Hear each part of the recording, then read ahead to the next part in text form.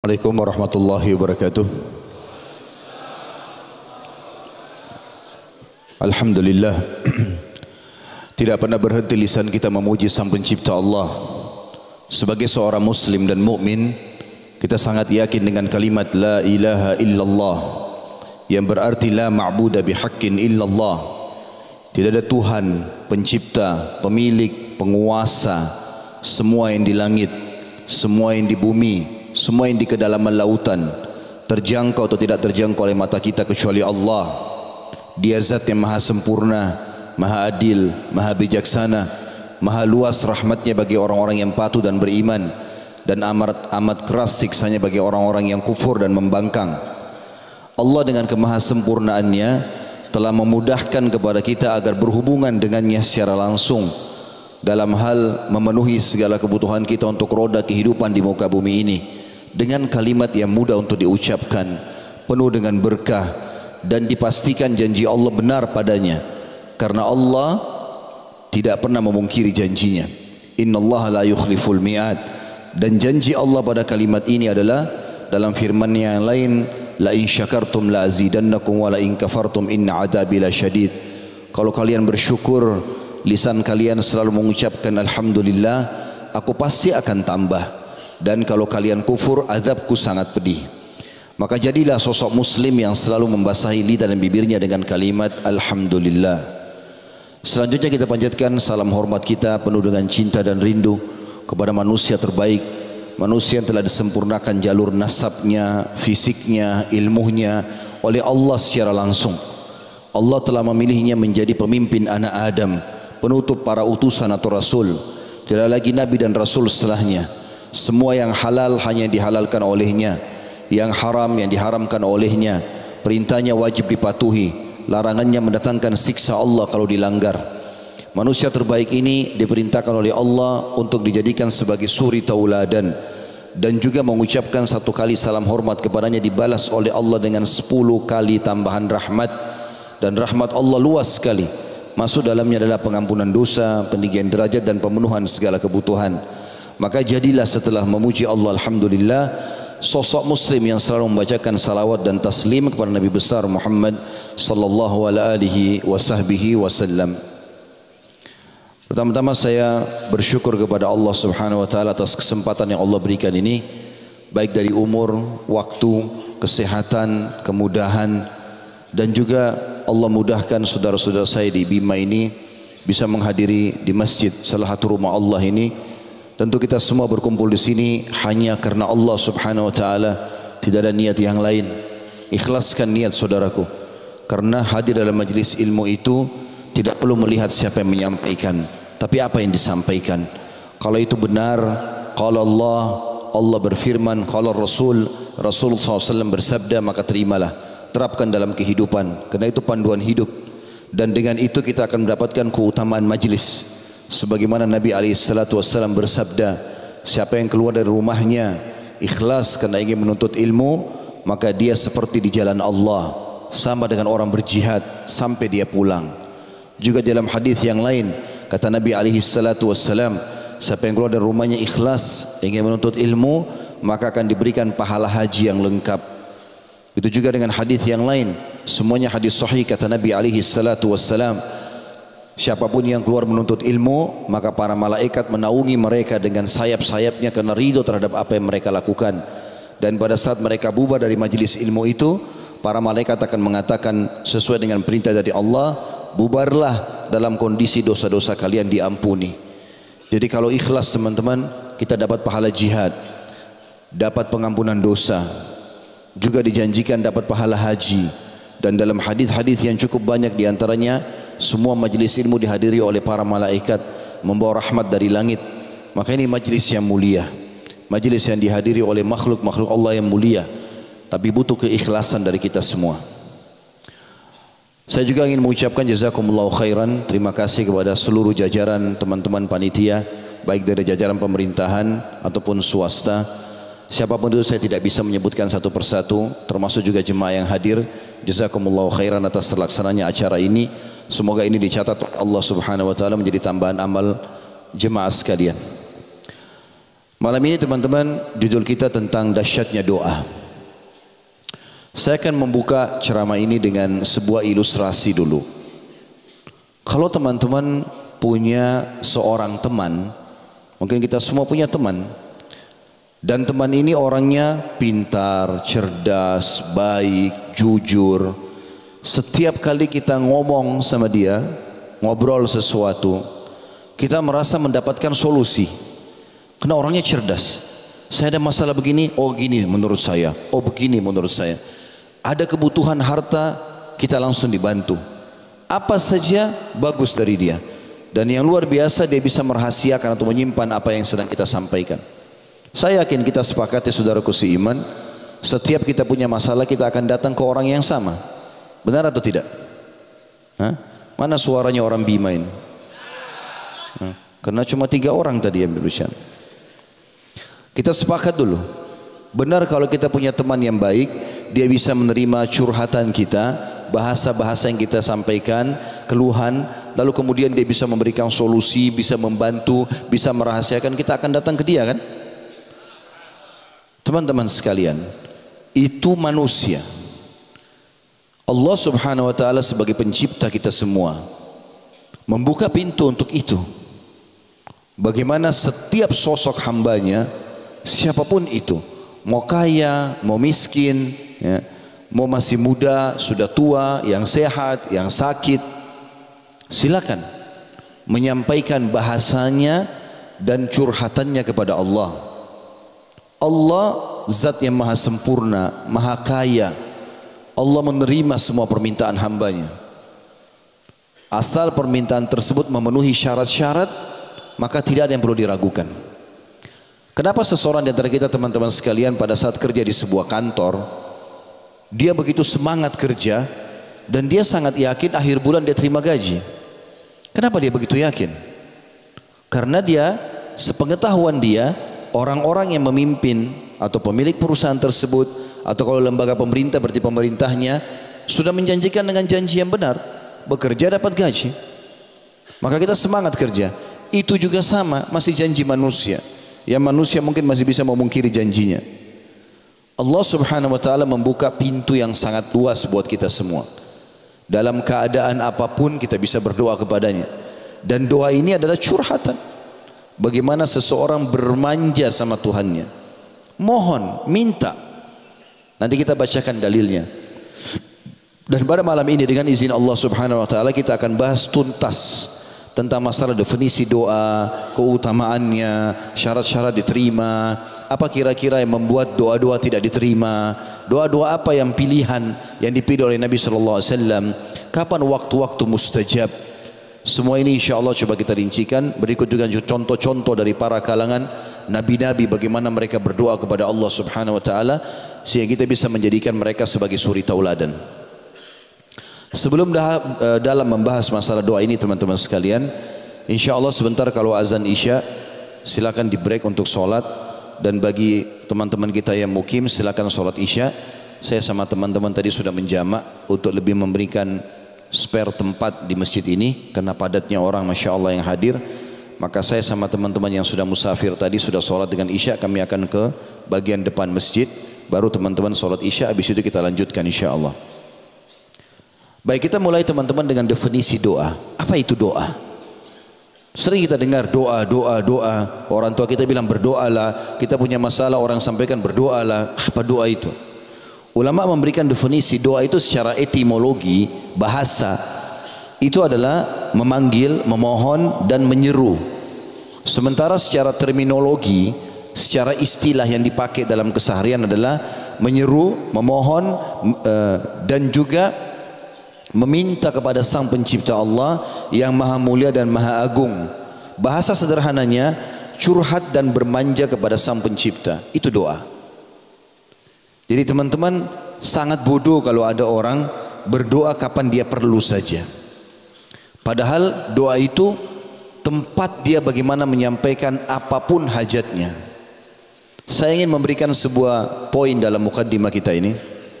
Teman-teman harus tahu, dalam berdoa ini lebih afdal, lebih besar pahalanya seseorang itu berdoa agar nikmat Allah dipertahankan daripada musibah sudah datang minta jalan keluar. Faham ya? Saya ulangi. Lebih afdal di sisi Allah, pahalanya lebih besar kalau teman-teman sekalian meminta kepada Allah nikmat yang sedang ada. Kita lagi sehat, minta ditambah kesehatan. Kita punya anak, minta ditambah keturunan. Kita punya harta, minta tambah harta itu. Kita punya harta, minta ditambah harta. Kita minta apa sajalah. Apa kira-kira nikmat Allah yang ada sama kita, minta supaya itu ditambahkan. Tamak dengan rahmat Allah. Itu lebih afdal, lebih Allah suka daripada kita sudah kena musibah baru minta jalan keluar. Udah sakit baru minta sembuh. Allah lebih suka kalau kita sehat minta, ya Allah pertahankan kesehatanku. Itu lebih Allah suka, lebih besar pahalanya. Kenapa saya sampaikan teman-teman di awal pembukaan kita? Karena banyak orang berdoa nanti kalau sakit saja. Berdoa nanti kalau dia lagi bangkrut usaha. Berdoa kalau lagi hadapi masalah. Padahal sebenarnya tetap lebih afdal dia menyampaikan doanya pada saat dia sedang dalam keadaan sehat, lagi kaya, lagi banyak semua fasilitasnya. Justru itu puncaknya. Sayangnya banyak sekali orang di antara kita teman-teman sekalian, contoh kalau dia sakit. Apa yang dia lakukan kalau dia sakit? Pergi ke dokter A. Dok, tolong saya mau sembuh. Obatnya apa? Ini obat ini. Belum sembuh, datangi ke dokter. Dok, kenapa ini saya belum sembuh? Obat apa lagi? Atau kadang-kadang pergi berobat ke dokter yang berbeda, rumah sakit yang berbeda. Tapi subhanallah, enggak pernah lisannya sedikit pun berdoa kepada Allah. Allah dijadikan oleh dia nomor 30 dalam kehidupannya. Kalau semua dokter 5-6 dokter yang dia berobat sudah mentok, enggak ada yang bisa lagi memberikan dia solusi, baru dia sholat tahajud. Kenapa enggak dari awal sebelum berdoa, sebelum ke dokter berdoa dulu. Ya Allah, jadikan dokter ini penyebab saya sembuh. Allah jadikan dokter itu dan obatnya penyebab kita sembuh. Walaupun obatnya sederhana. Berapa banyak subhanallah orang hanya minum air hangat sembuh. Orang hanya minum teh, minum jahe, makan apalah ya, sembuh. Berapa banyak orang yang berobat sampai miliaran rupiah enggak sembuh-sembuh. Ini poin yang harus digarisbawahi dalam pembukaan masalah doa ini. Allah berjanji teman-teman dengan janji yang benar, dan Allah tidak pernah pungkiri janjinya. Innallaha la yukhliful mi'ad dalam firman-Nya. Allah enggak pernah pungkiri janjinya. Dalam firman yang lain, wa man asdaqu minallahi qila. Siapa yang lebih jujur daripada Allah dalam pernyataan? Allah kekalkan dalam Al-Quran surah Ghafir surah nomor 40 ayat 60. Saya mengajak teman-teman kalau punya handphone, di handphonenya ada program Al-Quran, dibuka supaya direnungi ayat ini. Dan banyak ayat-ayat nanti kita sebutkan, kita tadabburi sama-sama. Bermula daripada ayat ini teman-teman, surah Ghafir atau surah Mu'min juga nama lainnya ya. Surah nomor 40 ayat 60 Allah berfirman, a'udzubillahi minasyaitonir rajim, wa qala rabbukum ud'uuni astajib lakum innal ladzina yastakbiruna an ibadati sayadkhuluna jahannama dakhirin. Artinya, dan Tuhanmu berseru hai Muhammad, sampaikan kepada seluruh umatmu, berdoalah kepadaku, niscaya akan ku perkenankan, pasti aku kasih. Minta apa saja aku kasih. Sesungguhnya orang-orang yang menyombongkan diri, maksudnya tidak mau berdoa, dari menyembahku, maksudnya merendah, tunduk, memohon, merengek sama Allah, maka akan masuk neraka jahanam dalam keadaan hina dina. Jadi ayat ini menjelaskan kepada kita dengan sangat tegas kalau Allah akan memperkenankan doa. Juga dalam sabda Nabi SAW, ad-doa huwal ibadah, doa itu adalah inti ibadah. Kata Ibnu Hajar rahimahullah, yang dimaksud dengan doa itu adalah ibadah, artinya bagaimana seseorang menggantungkan seluruh nasibnya, kebutuhannya, apapun hajatnya kepada Sang Pencipta Allah, dan dia tidak boleh lalai sedikit pun. Sebagaimana Allah sudah mengaturkan, mau enggak mau kalau dia sebagai seorang muslim, ada namanya doa mau tidur, doa bangun tidur, doa mau makan, doa habis makan, doa mau masuk rumah, keluar rumah, masuk kamar mandi, keluar kamar mandi, mau berhubungan biologis, mau apa saja, doanya banyak. Allah SWT sudah siapkan agar dalam setiap keadaannya dia selalu bergantung dengan Allah Subhanahu wa taala.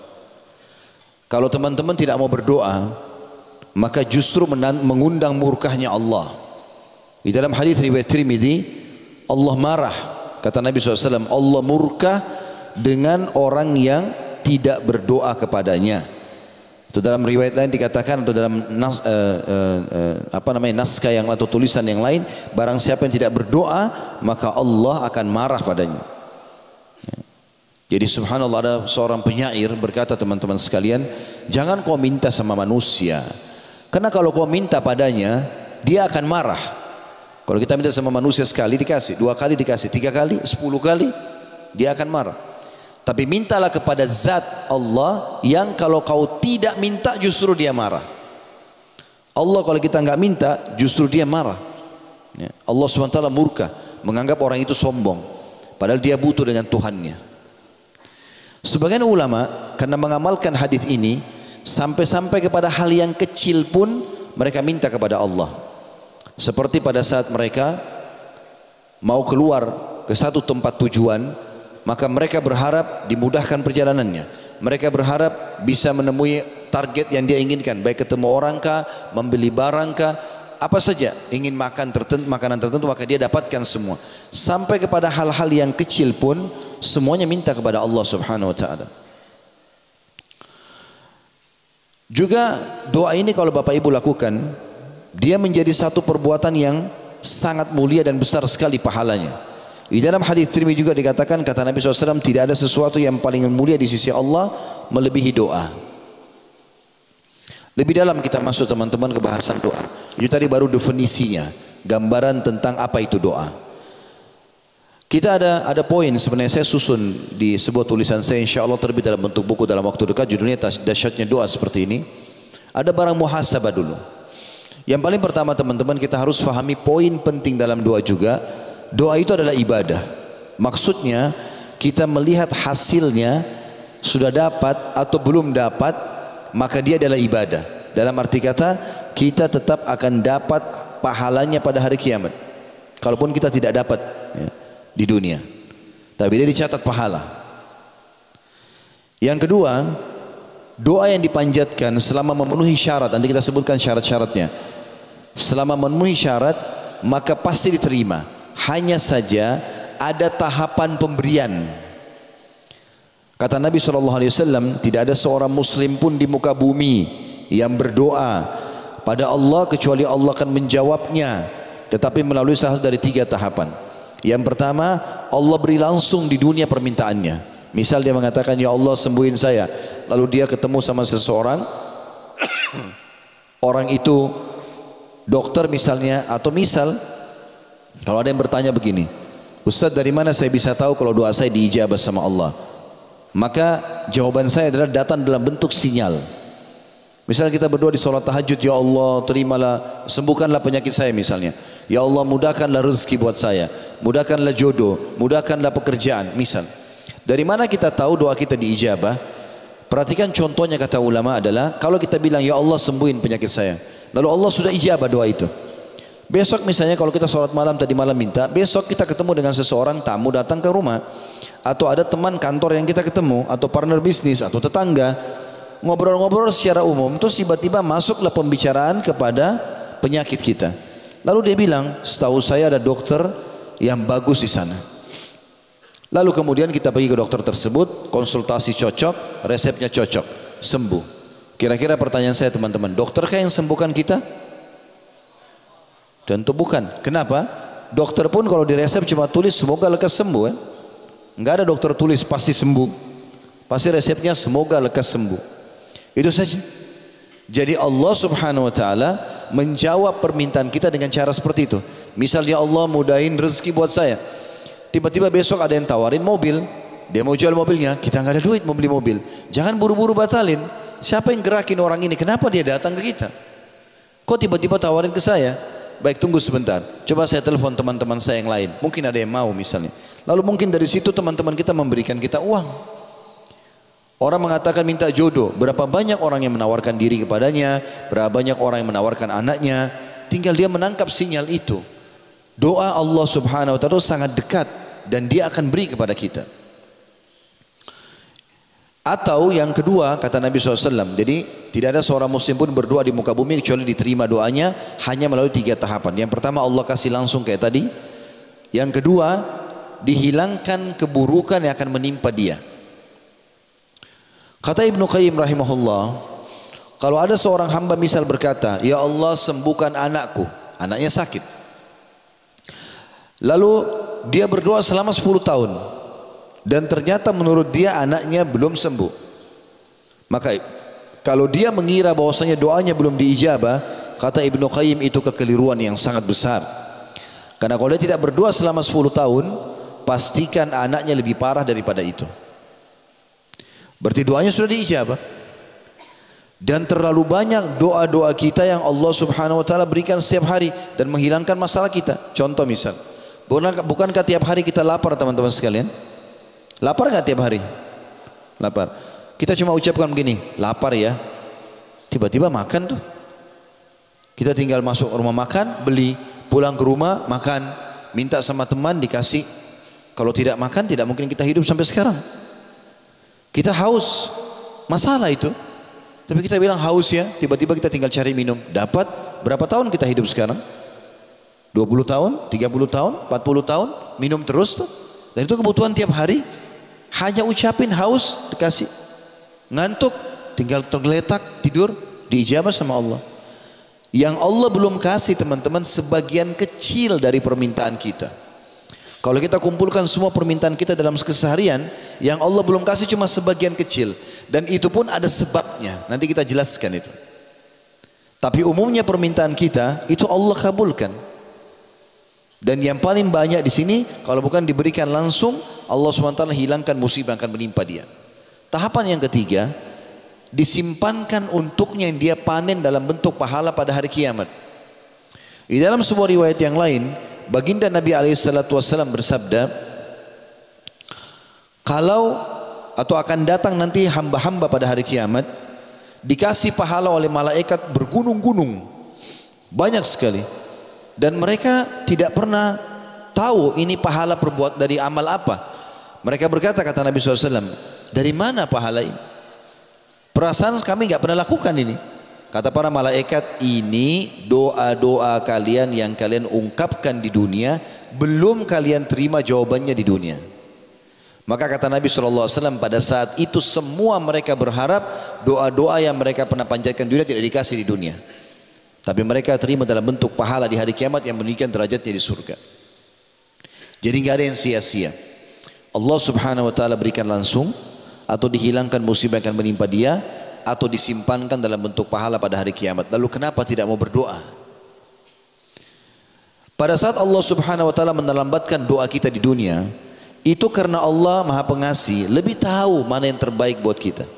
Mungkin kalau kita dikasih di dunia kecil, maka Allah simpankan ya. Ibaratnya seperti bila anak anda meminta diizinkan untuk bertemu sama temannya. Contoh misal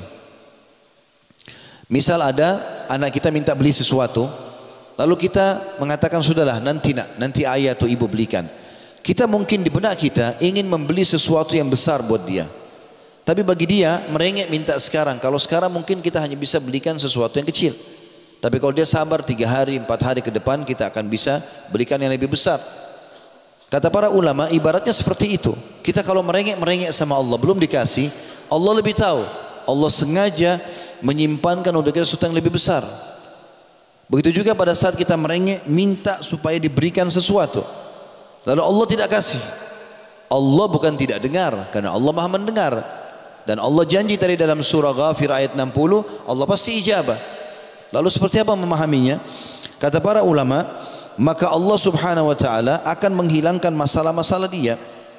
Seperti misalnya kalau anak kita sedang minta berteman sama seseorang, ada temannya, kita tahu anak temannya ini narkotika, pemabuk, pezina. Anak kita nggak tahu, lalu dia pamit, ayah, ibu, saya mau berteman sama dia, saya mau jalan malam minggu ini. Kira-kira kita sebagai orang tua izinkan nggak? Izinkan nggak? Benar, cuma 3 orang yang jawab.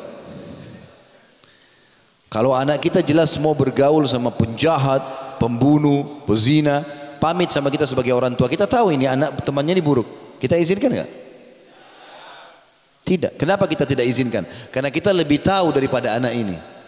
Kata para ulama, pada saat seseorang minta sesuatu kepada Allah Azza wa Jalla, lalu Allah belum berikan, bisa karena Allah ingin berikan sesuatu yang lebih besar, atau memang kalau diberikan kepadanya malah buruk, malah akan mengganggu dia gitu. Saya kasih contoh berhubungan dengan masalah ini. Ada seorang dokter di Ummul Qura, sudah masuk waktu Isya? Oh. Ada seorang dosen di Ummul Qura, beliau bernama Dr. Muhammad Hafizahullah. Saya pernah dengar cuplikan ceramahnya menyampaikan sebuah kisah unik berhubungan dengan masalah doa ini. Dia bilang ada teman saya sangat soleh, bagus sekali ibadahnya. Satu waktu dia lamar seorang wanita, dan ini bisa diambil pelajaran bagi teman-teman yang masih bujang. Ada bujang nggak hadir sini? Banyak. Kasihan betul. Maka Dr. Muhammad bilang, teman saya ini sangat soleh, ibadahnya bagus, luar biasa pokoknya udah. Suka sedekah, bakti sama orang tua, semua kebaikan ada padanya. Satu waktu dia lamar wanita, satu wanita cocok udah. Perempuan itu juga cocok, dilamar. Sepakat 3 bulan lagi pernikahan. Subhanallah, 1 bulan berlalu dari masa kesepakatan 3 bulan ini. Misalnya Januari dilamar, April akan menikah. Berjalan sebulan, pas sudah lewat Februari, pihak perempuan ini tiba-tiba membatalkan. Tanpa sebab. Nangis-nangis sama orang tuanya, minta batalkan pernikahan. Sampai laki-laki ini disampaikan pada berita, dia tanya orang tuanya, kenapa? Apa sebabnya? Ada kesalahan saya lakukan? Enggak ada. Saya sudah tanya anak saya, kata ayahnya, tetap saya dia tidak mau. Pokoknya intinya batal pernikahan. Di lobi sana sini berusaha bicara sama pamannya, tantenya, enggak ada. Pokoknya anak perempuan ini sudah bulat, batalkan pernikahan. Nangis-nangis, enggak mau makan, enggak mau keluar kamar. Kata Dr. Muhammad, ini kejadiannya unik karena teman saya ini orang soleh. Dia tahu betul orang yang rajin sholat malam, 5 waktu di masjid, luar biasa pokoknya amalnya. Kata dia, temannya merasa, teman saya sudah merasa sudah enggak ada jalan lain, ya sudah dibatalkan pernikahan.